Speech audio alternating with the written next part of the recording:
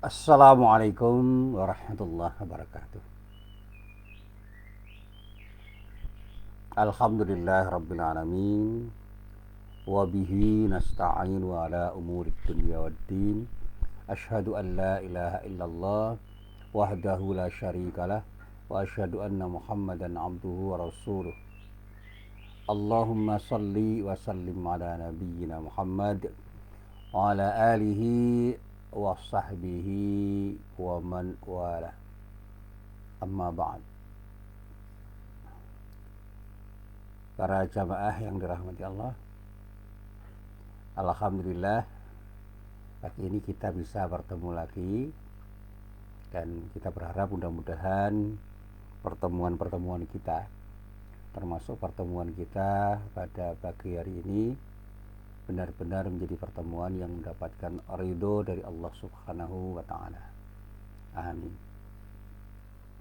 Para jamaah yang dirahmati Allah, sekali lagi saya harus menjelaskan, karena pertanyaan-pertanyaan seputar apa yang ingin saya jelaskan itu selalu muncul. Yang pertama, saya ditanya, bagaimana kita meminta maaf pada orang yang tidak mau memaafkan, Pak? Yang kedua, bagaimana kita harus maafkan orang yang pernah bersalah pada diri kita dan kesalahan itu cukup besar, sehingga hati kita itu cukup sakit dengan kesalahan yang mereka perbuat. Kedua-duanya terlalu sulit untuk kita lakukan. Ya, saya katakan, jangan pernah kita menyerah ketika kita harus melakukan sesuatu, sesulit apapun sesuatu yang akan kita lakukan itu. Jadi sekali lagi, sesulit apapun sesuatu yang akan kita lakukan, jangan pernah kita menyerah sebelum bertanding. Selalu ada jalan untuk melakukan sesuatu, dan pada saat kita itu punya kesungguhan untuk melakukan sesuatu, dengan secerdas mungkin kita mencoba mencari jalan untuk melakukan sesuatu, insya Allah selalu ada peluang untuk melakukannya. Dan apalagi kita ini sebagai orang yang beriman, kita punya Allah yang akan menolong kita setiap saat dimanapun kita berada. Yakinkan kepada diri kita bahwa Allah selalu bersama kita dan akan selalu memberikan pertolongan yang terbaik untuk kita ketika kita melakukan apapun yang ingin atau akan kita lakukan. Saya selalu mengatakan, minta maaflah kepada orang yang pernah kita salahi, baik secara sengaja maupun tidak. Persoalan apakah mereka itu mau memaafkan atau tidak itu bukan urusan kita, karena kita tidak bisa memaksa orang lain untuk memaafkan. Jadi kalau kita sudah minta maaf dengan sekuat kemampuan kita untuk minta maaf, kok mereka tidak memaafkan kita, ya apa boleh buat. Itu bukan urusan kita lagi, serahkan semuanya kepada Allah. Ya Allah, lapangkanlah hati mereka untuk bisa memaafkan kesalahan yang pernah saya perbuat kepada mereka. Dan itu selalu kita mintakan kepada Allah, karena Allah lah yang berkuasa membolak-balikkan hati setiap hambanya. Dulu pernah saya ceritakan ya, saya itu pernah dibenci orang, dan saya tidak tahu kenapa orang itu membenci saya, sampai orang itu meninggal, saya melayat, saya tidak tahu kenapa dia membenci saya. Sampai saat ini saya juga tidak tahu. Saya pernah bertanya-tanya itu pada orang banyak, kira-kira apa ya yang saya lakukan, yang saya perbuat sehingga orang itu membenci saya. Siapa bapak itu? Ya, orang juga tidak tahu. Saya tidak pernah membenci dia, dan saya merasa tidak pernah bersalah pada beliau. Tetapi saya selalu ketika berjumpa dengan beliau ingin meminta maaf. Tetapi sampai detik terakhir saya ingin bersalaman minta maaf, bapak itu tidak pernah menyapa saya dan mau bersalaman dengan saya, sampai bapak itu meninggal. Sehingga saya berdoa kepada Allah, ya Allah, berikan ampunan kepada diriku, ada kata aku pernah bersalah pada bapak itu. Saya sudah berusaha sekuat kemampuan saya untuk minta maaf, meskipun saya yakin dengan seyakin-yakinnya bahwa saya tidak pernah bersalah. Tetapi mungkin apa yang pernah saya katakan, apa yang pernah saya sikapi, apa yang pernah saya berbuat itu pernah melukai hatinya. Tetapi apa perbuatan saya itu, apa sikap saya, dan apa kata-kata saya yang pernah menyakiti hati beliau, saya tidak pernah tahu. Selalu saya mohon kepada Allah. Bahkan ketika saya melayat, saya menyolatkan jenazah bapak itu, dan saya berdoa kepada Allah, ya Allah, di depan saya ada jenazah yang saya sholatkan, yang mungkin saya pernah bersalah kepada beliau. Berikan ampun pada diri saya. Kalau memang saya memang pernah betul-betul bersalah, saya sampai saya yakin-yakinnya mengatakan kepada Allah dengan doa saya. Dan akhirnya saya puas karena saya pernah meminta maaf pada seorang sampai orang itu meninggal. Sampai saya sekarang pun kalau ditanya saya juga gak ngerti kesalahan saya apa. Cuma rasa-rasanya orang itu kok membenci saya, tidak mau berbicara dengan saya. Kalau bahasa Jawa jodak gitu. Dan saya tidak pernah tahu kenapa dia bersikap seperti itu. Tetapi itulah yang selalu saya lakukan. Kemudian yang kedua, saya itu selalu belajar untuk memaafkan kesalahan orang, sebesar apapun kesalahan orang yang pernah bersalah pada diri saya. Bahkan saya berusaha untuk melupakan kesalahan-kesalahan mereka, meskipun saya tidak bisa melupakan, tetapi ingatan saya terhadap kesalahan yang mereka lakukan pada saya itu saya jadikan sebagai bagian dari proses belajar, sebagai alas belajar. Saya tidak boleh melakukan sesuatu seperti yang mereka lakukan kepada siapapun. Dan ini yang pernah saya sampaikan. Ada sebuah nasihat dari guru saya, namanya Pak Mustari, yang mengungkap sebuah kisah bahwa suatu saat Ali bin Abi Thalib radhiyallahu anhu itu pernah memberi nasihat kepada salah seorang muridnya yang kata guru saya Pak Mustari Syirat itu bernama Abdullah As-Saifi. Apa nasihat Ali bin Abi Thalib pada sahabat dan muridnya itu? Yang pertama, ingat dua hal. Yang kedua, lupakan dua hal yang lain. Apa yang perlu kita ingat? Kata Ali bin Abi Thalib kepada sahabat dan sekaligus muridnya itu, yang pertama, ingatlah kesalahanmu kepada orang lain. Dengan mengingat kesalahan kita pada orang lain, kita selalu akan meminta maaf pada orang yang pernah kita salahi. Yang kedua, ingatlah kebaikan orang yang pernah mereka lakukan untukmu. Nah, dengan mengingat seperti ini kan kita selalu ingin mengucapkan terima kasih kepada orang lain. Dan itu yang selalu saya coba untuk saya renungkan. Saya selalu mengingat apa kesalahan yang pernah saya lakukan kepada setiap orang, sekecil apapun kesalahan itu, saya ingin minta maaf pada orang itu secara langsung maupun tidak langsung. Apalagi dengan orang yang paling dekat dengan saya, dengan istri saya, dengan tetangga saya, dengan anak saya, dengan ibu saya dan bapak saya. Selalu saya berusaha untuk mengingat-ingat apa kesalahan-kesalahan saya yang pernah saya berbuat kepada mereka, dan saya selalu ingin minta maaf. Dan saya berharap mudah-mudahan mereka memaafkan kesalahan saya itu. Dan itu yang selalu saya ingat. Yang kedua, kebaikan-kebaikan yang pernah dilakukan oleh orang pada diri saya, sekecil apapun kebaikan itu, sehingga saya kepingin sekali mengucapkan terima kasih kepada setiap orang yang pernah berbuat baik pada diri saya, meskipun kebaikan itu sangat kecil. Saya pernah ingat ada seorang ibu itu yang pernah meminjami payung pada saya ketika saya kehujanan di jalan. Saya berteduh di depan rumahnya, tahu-tahu beliau keluar. Pak Musin, mau kemana Pak? Mau pulang tuh. Padahal rumah saya tidak terlalu jauh. Saya kira-kira 200 meter lah dari rumah itu. Ibu itu kemudian mengeluarkan payung dan meminta kepada saya untuk memakai payung. Pak Musin, ini pakai dulu. Oh ya, terima kasih Bu. Nah, itu langsung saya pakai payung itu. Sampai ke rumah, akhirnya saya nggak basah dengan air hujan itu karena ada payung yang dipinjamkan oleh ibu itu. Dan sekarang payung itu saya kembalikan. Saya kembali dengan memakai payung saya, dan payung yang diberikan dan dipinjamkan ibu itu saya kemas ulang, kemudian saya kembalikan dan diucapkan terima kasih. Begitu saya kembalikan, ibu itu mengatakan, kok buru-buru Pak? Iya, barangkali payung ini akan bisa dipakai oleh orang lain yang memerlukan. Oh, terima kasih Bu, sama-sama Bu, saya terima kasih. Dan sampai sekarang saya masih ingat pada ibu itu. ibu yang sekali itu memberikan pinjaman payung pada diri saya ketika saya kehujanan.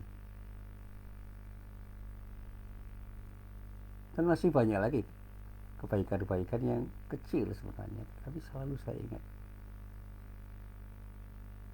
Saya pernah satu saat itu naik becak. Ada tukang becak itu yang menawarkan kepada saya waktu itu dari jalan. Ya, saya sedang berjalan. Sebenarnya saya tidak ingin naik becak. Pak Musin, mau pulang Pak? Iya. Tuh, silakan naik becak. Saya antarkan. Maaf Pak, saya ingin jalan. Tidak, saya antarkan.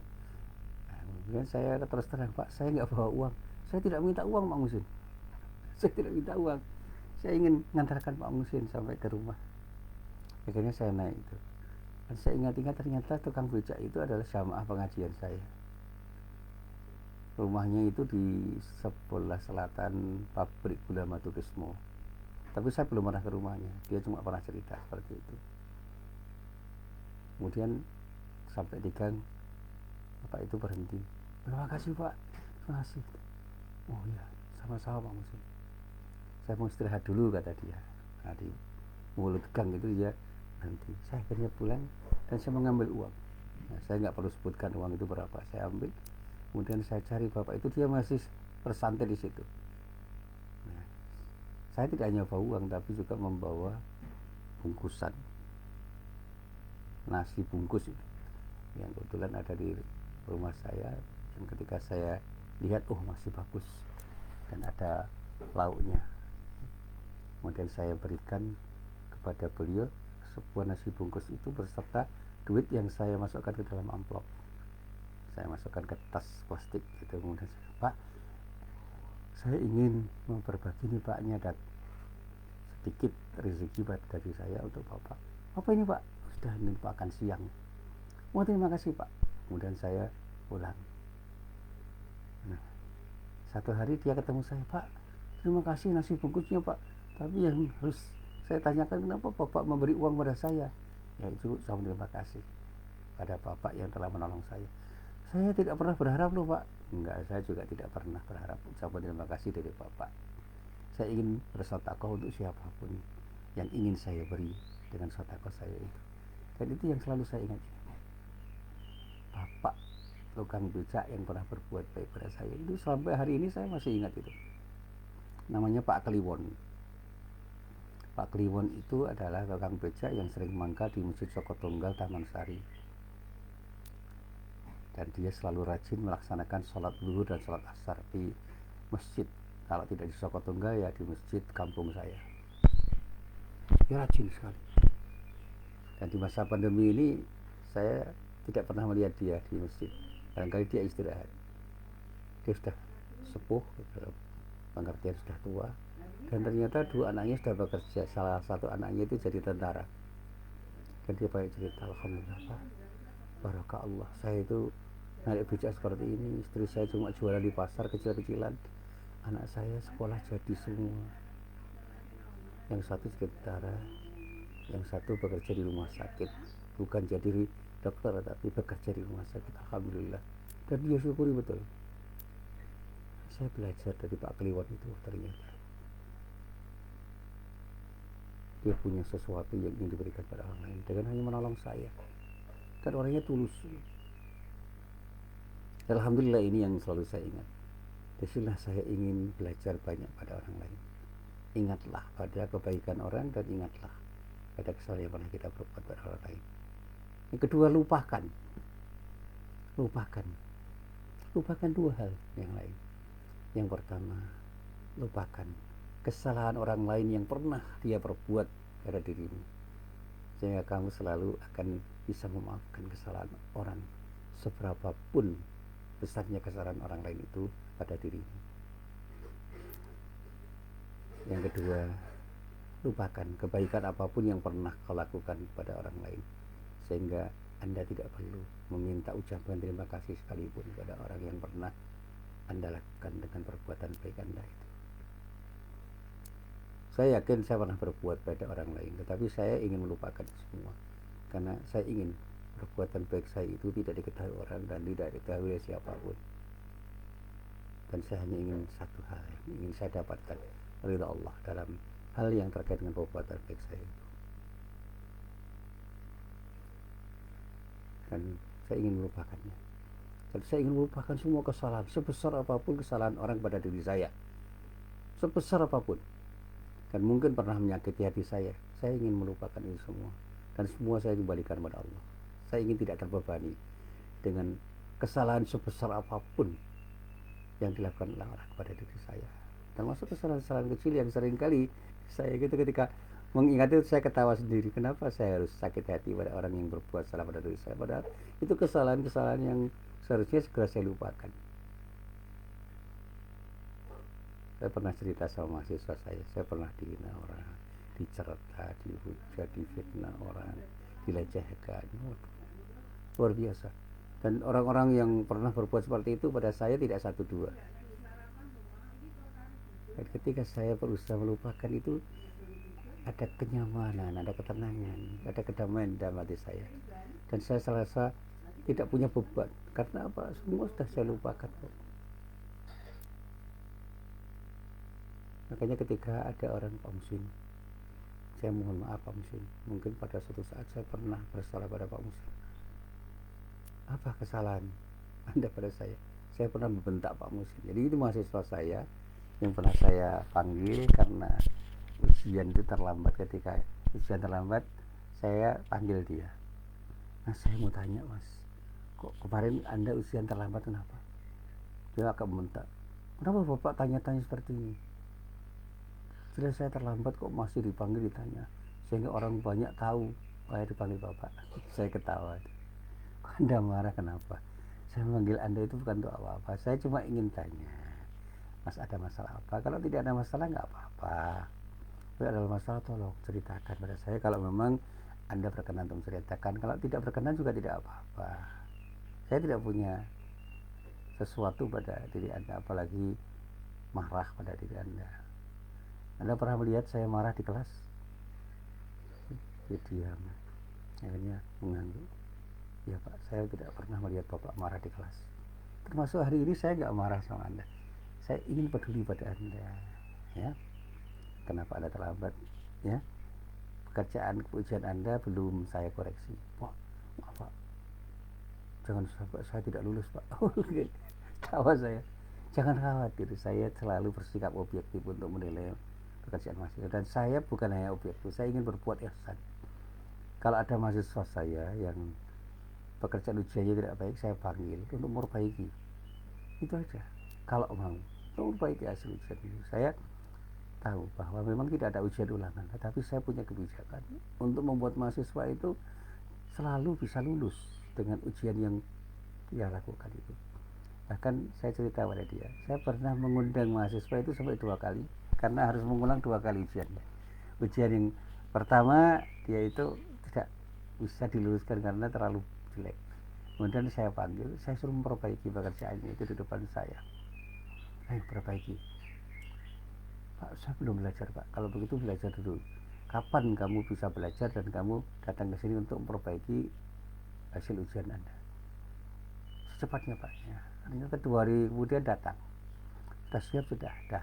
Sekarang kerjakan soal yang pernah saya berikan pada Anda itu. Kerjakan semampu Anda. Ketika dikerjakan, ternyata dari 5 soal itu cuma 3 yang dia kerjakan dengan baik. Saya katakan masih ada 2 yang kurang. Coba ini pelajari, persoalan ini dipelajari. Soal ini Anda pahami, lalu Anda baca jawabannya itu seperti apa yang terbaik. Nah, soalnya itu open book. Punya bukunya enggak? Pak, punya Pak, saya pinjam. Ini ada 2 buku, saya pinjami, baca, cari jawaban yang paling tepat. Kalau sudah punya jawaban, datang ke sini. 2 hari kemudian dia datang. Sudah siap Pak, dah kerjakan 2 soal itu. Dia kerjakan. Dan hasilnya bagus. Karena dia sudah membaca. Terus kemudian saya urai. 3 soal yang pertama sudah Anda kerjakan dengan baik. 2 soal yang lain sudah Anda kerjakan dengan baik. 5 soal Anda kerjakan dengan baik. Pada soal pertama, soal kedua, soal ketiga, soal keempat, soal 5 itu pada ujian utama itu tidak Anda kerjakan dengan baik. Sekarang saya mau tanya, Anda mau minta nilai berapa? Dia tersenyum kemudian mengatakan terserah Bapak. Enggak. Menurut Anda yang paling layak Anda dapat nilai berapa? Ya terserah Bapak lah. Nilai B juga nggak apa-apa. Bukan tidak apa-apa. Anda pingin nilai berapa dan kira-kira pantas nggak Anda dapat nilai B? Ya kalau pinginnya dapat nilai A. Oh nilainya A. Iya. Kalau saya beri nilai A, kamu puas nggak? Puas Pak. Ya. Karena Anda sudah mengerjakan pekerjaan ini dengan baik, saya beri nilai A. Nilai Anda 85. 85 itu A. Betul Pak? Iya. Besok pada saat pengumuman sini Anda lihat. Tetapi yang ingin saya sampaikan, jangan pernah tidak mau belajar. Belajarlah dan belajarlah untuk bisa memahami apa yang Anda pelajari, sehingga Anda bisa mengatakan kembali apa yang Anda pelajari secara lisan maupun dengan tulisan. Dan Anda, saya hargai karena Anda telah berproses dengan baik. Sampaikan pada teman-teman Anda. Pukulan dia. Dan pada waktu pengumuman nilai dia itu A. Ternyata setelah dia mengerti, dia ketemu saya, Pak terima kasih Pak, terima kasih Pak. Ya, Anda boleh berterima kasih pada saya, tapi Anda harus bangga pada upaya Anda. Dan yang paling penting, ucapkan alhamdulillah untuk berterima kasih pada Allah Subhanahu wa Ta'ala. Ya Pak, terima kasih Pak. Dan anak itu sampai sekarang masih ingat pada saya, padahal sudah lulus, sudah lebih 10 tahun dia lulus. Jadi sudah lebih dari 10 tahun. Jadi masih ingat saya ketika dia itu menyapa saya di WA saya, Assalamualaikum Pak Musin. Waalaikumsalam. Bapak masih ingat saya? Ada siapa ya? Dia menyebut namanya, saya masih ingat. Oh iya, saya masih ingat. Alhamdulillah. Gimana kabarnya? Alhamdulillah Pak, baik-baik. Sekarang tinggal di mana? Oh, dia sebutkan kota di mana tinggal. Sudah menikah? Sudah Pak. Dia anak laki-laki. Anak saya satu Pak. Saya bekerja sebagai guru Pak. Oh ya, alhamdulillah. Istri kerja di rumah ada. Pakai bangga. Iya, ada salam ya sama istri dan keluarga ya. Alhamdulillah. Itu yang saya coba saya lakukan. Dan itu yang kemudian membuat saya yakin bahwa ketika kita itu punya kesediaan untuk memberi maaf kepada semua orang, dan punya kesediaan untuk mengingat-ingat kesalahan-kesalahan kita pada orang lain sehingga kita mau minta maaf, dan ketika kita itu benar-benar ingin berbuat baik pada orang dengan kebaikan-kebaikan yang bisa kita lakukan pada orang, insya Allah kita itu akan tentram, damai, dan pada saatnya akan termuliakan dengan sikap kita itu. Dan inilah yang selalu saya sampaikan ketika saya membaca surat Al-A'raf ayat 199. Di dalam ayat itu Allah berfirman, A'udzubillahi minasyaitonirrajim, khudil afwa wa'mur bil 'urf wa'rid 'anil jahilin. Jadilah engkau pribadi pemaaf dan perintahkanlah kepada setiap orang untuk mengerjakan sesuatu yang ma'ruf serta berpalinglah dari orang-orang yang bodoh. Jadi redaksinya itu khudil afwa, perintah kepada setiap pribadi untuk menghapus luka atau bekas-bekas luka yang terdapat di dalam hati sebagai akibat dari kesalahan yang telah dilakukan oleh siapapun, bahkan oleh dirinya sendiri. Dengan memaafkan kesalahan kepada siapapun berarti interaksi interpersonal dan intrapersonal, interpersonal dan intrapersonal, insya Allah itu akan lebih enak, dan kesalahan sosial itu akan terbangun ketika kita itu bisa menyelesaikan masalah bersama. Kita bisa kembali menjadi baik, bisa kembali menjadi lebih baik, lebih harmonis, karena luka yang ada pada hati kita itu akan tersembuhkan dengan meminta dan memberi maaf. Dan kalau semua orang itu punya kesediaan untuk meminta dan memberi maaf, insya Allah harmoni kehidupan manusia itu akan bisa kita lihat. Dan inilah yang selalu saya sampaikan. Kata orang yang punya pribadi maaf itu adalah orang yang sehat jiwanya, dan orang yang sehat jiwanya itu punya peluang untuk sehat fisiknya. Memaafkan kesalahan orang lain itu tidak mudah. Memberi maaf itu tidak mudah. Kita lebih mudah meminta maaf. Dan ketika kita minta maaf dan tidak dimaafkan, kita kecewa enggak? Kecewa kan? Nah, kalau kita itu pernah kecewa karena tidak dimaafkan oleh orang ketika kita minta maaf, kira-kira orang yang minta maaf pada kita kemudian tidak kita maafkan, mereka kecewa enggak? Kecewa kan? Jangan pernah kita mengecewakan orang. Kalau kecewa itu memang tidak nyaman ketika kita alami. Jangan pernah kita melukai hati orang. Ketika lu hati itu luka hati kita itu tidak nyaman ketika ada di dalam diri kita. Jadi kalau kita itu pernah merasakan betapa tidak nikmatnya tidak diberi maaf oleh orang, jangan pernah tidak beri maaf pada orang. Jadilah orang yang selalu memberi maaf pada siapapun, dan jadilah orang yang punya kesetiaan untuk meminta maaf pada siapapun dengan kerendahan hati kita. Dan itulah yang selalu saya sampaikan. Dan mudah-mudahan kita selalu menjadi hamba Allah yang selalu punya kesetiaan untuk memberi dan meminta maaf dengan sebaik-baiknya, dengan kesadaran penuh, sehingga keikhlasan kita untuk memberi maaf dan meminta maaf itu menjadi sesuatu yang akan bisa menjadi bagian dari budaya kita. Kita akan bersama-sama menjadi orang yang hadir dengan ketenangan hati, kedamaian hati, dan kenyamanan hidup. Karena masing-masing orang bisa bersilaturahim, karena tidak ada sesuatu yang mengganjal pada hati kita ketika kita bisa saling memaafkan. Itulah apa yang bisa saya sampaikan dalam pengajian saya pada pagi hari ini. Mudah-mudahan bermanfaat. Ini adalah pengajian yang saya coba untuk saya kemukakan kembali dalam pengajian ini. Dan apa yang saya sampaikan ini pernah saya tulis secara lengkap di majalah Suara Muhammadiyah edisi 15 tahun 98 dulu. Dan saya ulang lagi menjadi tulisan yang saya perbarui perspektifnya pada tahun 2013. Dan sebagai catatan, ini adalah sesuatu yang pernah juga saya sampaikan dalam beberapa khutbah saya. Dan mudah-mudahan apa yang saya sampaikan itu bisa menjadi bahan renungan bagi siapapun. Dan mudah-mudahan kita akan menjadi pribadi yang pemaaf, dan teman-teman kita, sahabat-sahabat kita, tetangga kita pun akan menjadi pribadi yang pemaaf. Dengan menjadi pemaaf, insya Allah kita akan termuliakan.